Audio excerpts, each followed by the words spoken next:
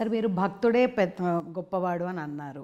భక్తి అంటే ఏంటి? భక్తి పూజలలో, వ్రతాలలో, ఆడంబరంలో ఉండాలా? ఆత్మసాక్షిలో ఉండాలా? దీన్ని ఎలా మనం అర్థం చేసుకోగలుగుతాము? బేసికల్గానండి, మనందరము కూడా మనుషులం. మనిషికి తన చేతిలో లేని, తన ప్రమేయం లేని, తనకు అర్థం కాని విషయాలు చాలా జరుగుతాయి. అది ఏదైనా కావచ్చు, యాక్సిడెంట్ కావచ్చు, మరణం కావచ్చు. ఆనందంగా ఉన్న వాటి విషయాల్లో మనం క్వశ్చన్ చెయ్యం, తర్జన భజన పడం. రిజల్ట్ ఇస్ పాజిటివ్, హాయిగా ఉంది రాబాయ్. పిల్లాడు పుట్టాడండి, పిల్లాడు పుట్టినప్పుడు మనం ఖచ్చితంగా పుట్టిన పిల్లాడు ముద్దెట్టేసుకుని, అమ్మాయి కావచ్చు పాప ముద్దెట్టేసుకుని బొబ్బ అంటాం, కానీ థ్యాంక్స్ టు గాడ్ అనం. ఇలాంటి పిల్లలు పుట్టకుండా ఉన్న చాలామంది తల్లుల ఆవేదన విషయంలో చూసుకుంటే నాకు ఆనందం మిగిలిందిరా అని అనుకో. అదే బాధ దగ్గరికి వచ్చేసరికి, మరణం దగ్గరకో, ప్రమాదం దగ్గరకో, నష్టం దగ్గరకో, శోకం దగ్గరకో, దుఃఖం దగ్గరకో, గొడవ దగ్గరకో, సమస్య దగ్గరకో వచ్చేసరికి మనకి ఎందుకు నాకే జరిగిందనే క్వశ్చన్ వేసుకుంటాం. దీనికి అత్యంత ప్రాచీన కాలంలో వేల వేల వేల వేల సంవత్సరాల కిందట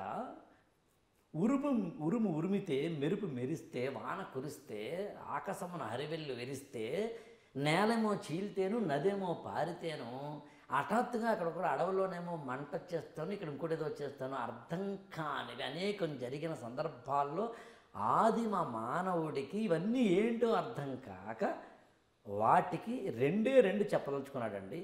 దానికి మూడోది కూడా యాడ్ చేస్తాను, ముందు రెండు చెప్పదలుచుకున్నాడండి. ఒకటి థ్యాంక్స్, రెండు ఎక్స్ప్రెషన్ ఆఫ్ ఫియర్, భయం. రాత్రి వెళ్ళిపోయిన సూర్యుడు పొద్దున రాడేమో భయం. అబ్బా, రాత్రంతా చీకట్లో ఉన్న నన్ను పొద్దున సూర్యుడు కాపాడాడు, కృతజ్ఞత. ఈ రెండింటితోటి కూడినదే భక్తి అండి. మూడవది భక్తి అంటే ఏం లేదండి, నేను నమ్మేది ఏంటంటే భయము ప్లస్ కృతజ్ఞత ఈజుకుంటూ భక్తి, దట్స్ ఆల్. ఈ ప్రాసెస్లో భక్తిని చెప్పడానికి అనేక సందర్భాల్లో చాలా ప్రకృతి మీద, నేల మీద, నిప్పు మీద, వాన మీద, ఆకాశం మీద, చంద్రుడి మీద, సూర్యుడి మీద, అన్నిటి మీద మన కృతజ్ఞతను అంటే భక్తిని ప్రదర్శించడం అనే ప్రాసెస్లో అర్థం కాని వాళ్ళు చాలామంది ఉంటారండి. అర్థం కాని వాళ్ళ కోసం ఏం చెయ్యాలి? ఇప్పుడు ఏదైనా కానీ ఫిజికల్ క్వాంటిటీలోనే మనం మెజర్ చేయాలండి. నేను మీ ఇంటికి వచ్చాను, మీకు నా మీద గౌరవం ఉంది, ఎలా చెప్తారండి? ఎలా చూపిస్తారు? సార్ మీరంటే చాలా గౌరవం అండి, స్టేట్మెంట్ అక్కర్లేదు. అందులో ఏం చేస్తున్నారు? లేచి నిలబడుతున్నారు, మీ పిల్లలు లేవమంటున్నారు. మీకు నా మీద ఒక అభిమానం ఉందండి, అయితే ఏం చేస్తున్నారు? వాటర్ ఇస్తున్నారు. మీకు నా మీద కన్సర్న్ ఉందండి, బయట వర్షం వస్తుంది, ఆగమంటున్నారు. అంటే మనమందరము మన ఎమోషన్స్ని కానీ ఏవైనా కానీ వ్యక్తపరచడానికి కొన్ని మెథడాలజీస్ ఫిజికల్ క్వాంటిటీస్లో చేస్తామండి. భక్తికి కూడా మరి ఫిజికల్ క్వాంటిటీస్ కావాలిగా. భక్తికి ఫిజికల్ క్వాంటిటీస్ కావడంతో పాటు భక్తి అంటే అర్థం కావాలిగా. భక్తి అర్థం కావాలి అంటే, రే నువ్వు గాలిని పూజించు, కనిపించట్లేదు నాన్న, ఎందుకు పూజించాలి? క్వశ్చన్. అరే నిప్పుని పూజించరా, నిప్పుని ఎందుకు పూజించాలి? క్వశ్చన్. వాటర్, అసలు నాకు తెలిసి ఉదయం నుంచి రాత్రి వరకు నేను బలంగా నమ్మేది రోజు దండం పెట్టేది నీళ్ళకని.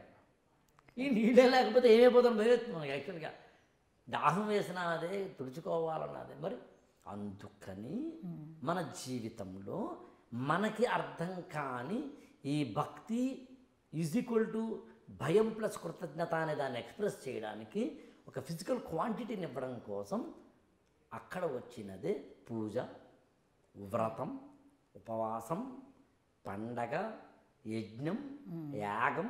ఏ పేరునే పెట్టండి, ఏ పేరునే పెట్టండి.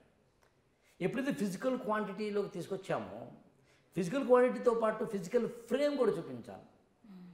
అంటే నిర్గుణోపాసన, సగుణోపాసన రెండు ఉంటాయండి. నిర్గుణోపాసన అంటే ఏంటి అన్నప్పుడు ఆకారము లేని దేవుడిని పూజించడం సాధ్యం కాదు. మనందరం కూడా అబ్స్ట్రాక్ట్ కన్నా కాంక్రీట్నెస్కి ఎక్కువ కనెక్ట్ అవుతాం. అందుకని ఒక శివుడు ఎలా ఉంటాడంటే ఇదిగో ఎలా ఉంటాడు, లక్ష్మీదేవి ఎలా ఉంటుంది ఇదిగో ఎలా ఉంటుంది, సరస్వతీదేవి ఇదిగో ఎలా ఉంటుంది, సింబాలిక్గా. సరస్వతీదేవి మళ్ళీ చెప్పడం మొదలు కొన్ని గంటలు చెప్పాలి. సరస్వతీదేవికి సంబంధించిన ఆకారాన్నంతా చెబితే అది ఆ ఎడ్యుకేషన్ లింక్ అయి ఉంటుందండి.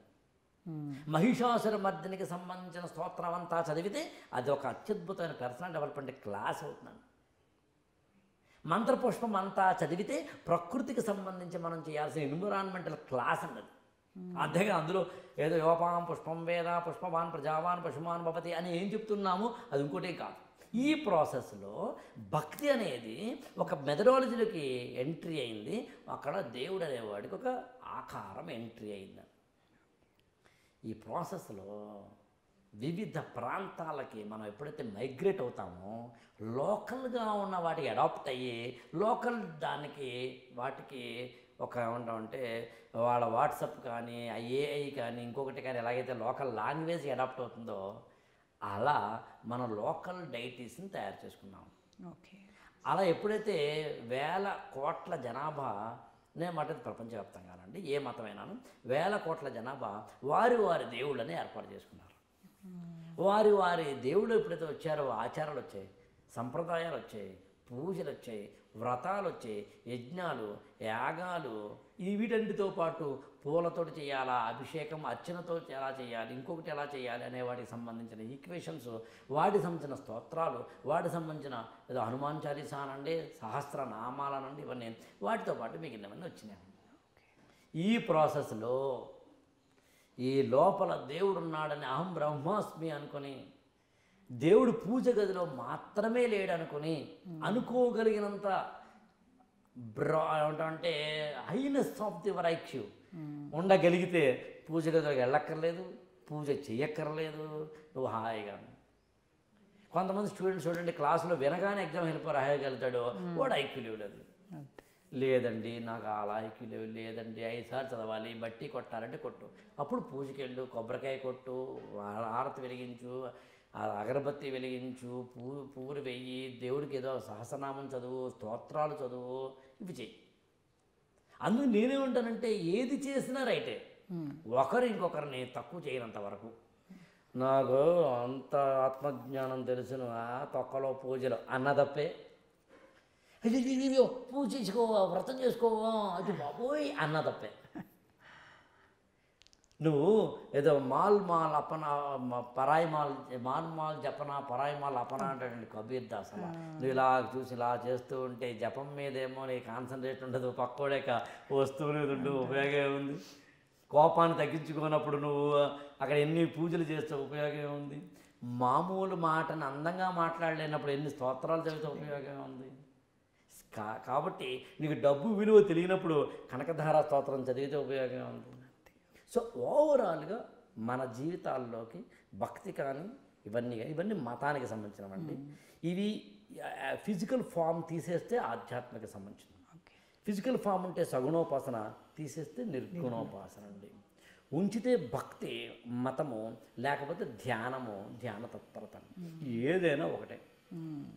ఓలా కావచ్చు, ఊబర్ కావచ్చు, వెళ్ళేవా లేదంటూ పాయింట్.